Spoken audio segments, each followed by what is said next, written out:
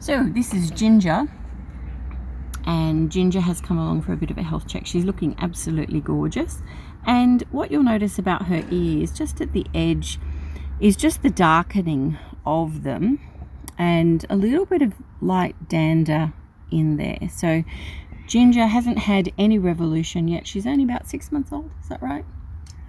Like 3 months? 3 months, 3 months, yeah. 4 months. You had her now, yeah. So April, yeah, okay. So 3-4 months. So they're going to have their first treatment of revolution just to protect them and ensure nothing is occurring with them. You can see lots of short hair which is regrowing in here, which is great. But we also want to make sure that they're not vulnerable at all. So we've put in here just some water and some Malaseb, and I'm literally going to just put that onto her ear. We're not putting it in the ear, but we're just putting it on the ear, and we're literally going to give it a little bit of a bath like this. And so put it on the other one. It takes a little minute to soften everything. When guinea pigs have hairy ears, and you'll notice the hair inside this ear, it's really a great place for fungal to actually start as well. I'm going to use some of these cotton buds just to literally go across the ear. And what you'll see is it'll all start to clean up. The ears are very sensitive for guinea pigs, very sensitive areas. And when you start to notice the edge discoloured like this, it's an indication that it's time to just wipe over their ears. And it can also be where they've been bitten or hurt by parent guinea pigs. When they're young, these piggies are really quite young. But quite often the mums, when they're chasing the babies away, they'll nip their ears. And you can end up where this may have been bleeding originally. It's almost like a little bit of like a scabbiness around the edge, and some of the tissue may also, if we look at the evenness of it there, you'll see there have actually been nips there. See how it juts in and out? Mm-hmm. Yeah. So it just means it's a perfect place to harbour fungal spores, and we're just going to wipe. Oh no, that was a little bit more of it, the crustiness, but we're just going to clean it all off, because this sort of build-up is what occurs over years. Now these girls are only 3 to 4 months old, so their owners are becoming aware of just keeping them clean of this sort of debris so that it doesn't become a problem later on.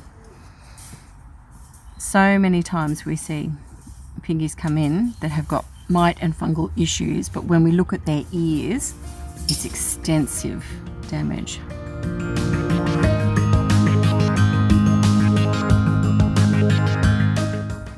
Now, another vulnerable place is right here in front of the ear. It tends to get really grimy as well, and that's to do with them cleaning themselves. And of course their paws have been on the ground where they're walking, so just making sure that you work right around this area, cleaning it. She's actually had a little scratch there. You can see that's like a little scab where she scratched herself. Okay. And cut herself. So there would have been blood associated with that at the time, because it's quite a little deep one that's healed. So we just clean, and it could also be why her ear is a little darker, just with some of that debris left. So we're just going to do the same thing on the inside. When you're going across the ear, it cleans more easily, and you'll see it coming off a whole lot better. But you've got to dampen it down first, like we did, and then we're just going around the ear really carefully. We're not going, the eardrum itself is down in this direction where I'm pointing. We never go down in there, like with our own ears. But it's really important to make sure their ears are kept clean. And you'll notice all of these folds in here. We've got lots of other videos on ears, and these folds end up with so much debris in them. They're caked with gunge when they've never been attended to. Okay. So when we get guineas that come in and they're 2-3 years old and they've never had this done, their ears. It's a bit like ours never ever having been cleaned out. Absolutely. Yeah. It's and they're hairy little animals, so we need to help them a little bit, and you can see what's coming out just with what we're doing here. When you're using the little Q-tip, you're rotating it outwards each time. Okay. So you need to keep a supply of these. In terms of how frequently you need to clean their ears, really after this once a month, just do a check. Okay. And a light clean will be absolutely enough to keep them tip top.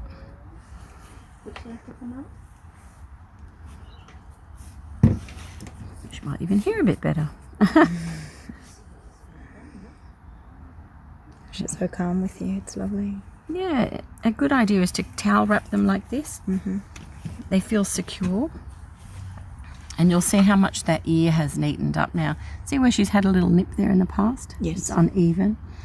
So her ears now are really quite soft, which is great. That's what we want.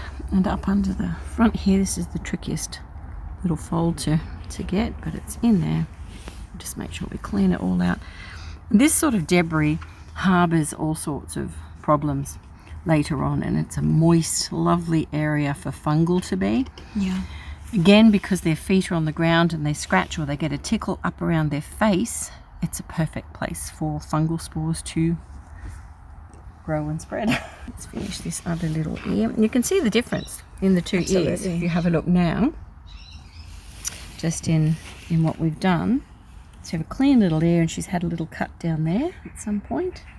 So we're going to let that continue to heal. And over here, we're going to work on this little ear.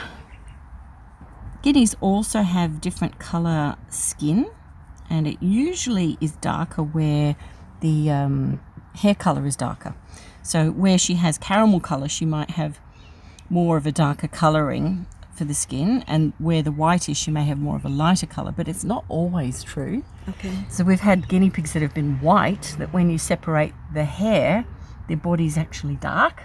So it's really fascinating, that aspect, but it is important to wipe all the way around and make sure that have a look here. This actually is a little bit of fungal that's there. So we've caught that just on time. It was like a little bit of white lumpy material starting in there. It's always around the ears it starts.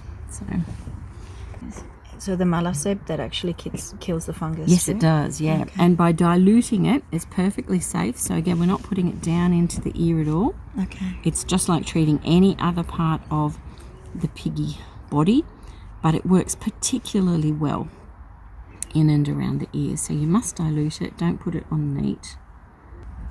It's incredible how dirty they are. It's The ears, actually yeah. they're very clean. Yeah. for what I deal with, they're actually really clean. Yeah. So it's this is what you'd expect at this point in time, and it's great that you're having a health check now, because now you know what to look for in keeping them really well. Absolutely. This is the sort of thing that isn't talked about, and vets will never mention. They can have guinea pigs come into them and they won't comment on anything other than what you're asking them about.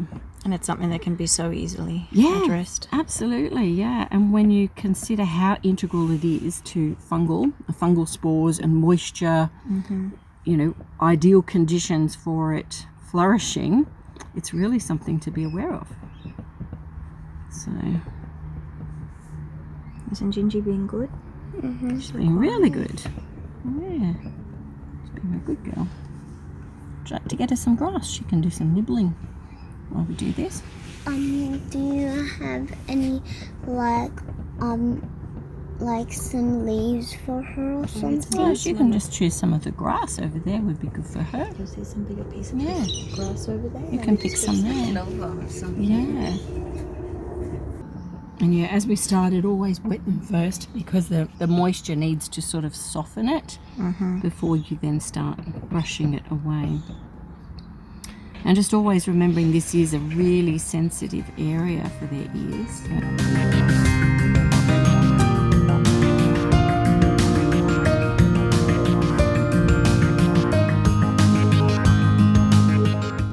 You can see she's had, see that little, almost like a scar there, where something's on at some point. Okay. Yeah, just in her past. And it's really typical. That's how guinea pigs reprimand each other. They either attack their butt Okay. or their ears. Yeah. Okay. Right. The ears are done. Thank you Now, so if you feel much. those ears, they feel very different now. How do they feel, Sophie? Good. Soft. Yeah.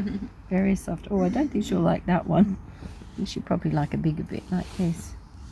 And we always put it across their face. Never point it right at them, because they'll get it and turn it around. She says, I like that. That's I like.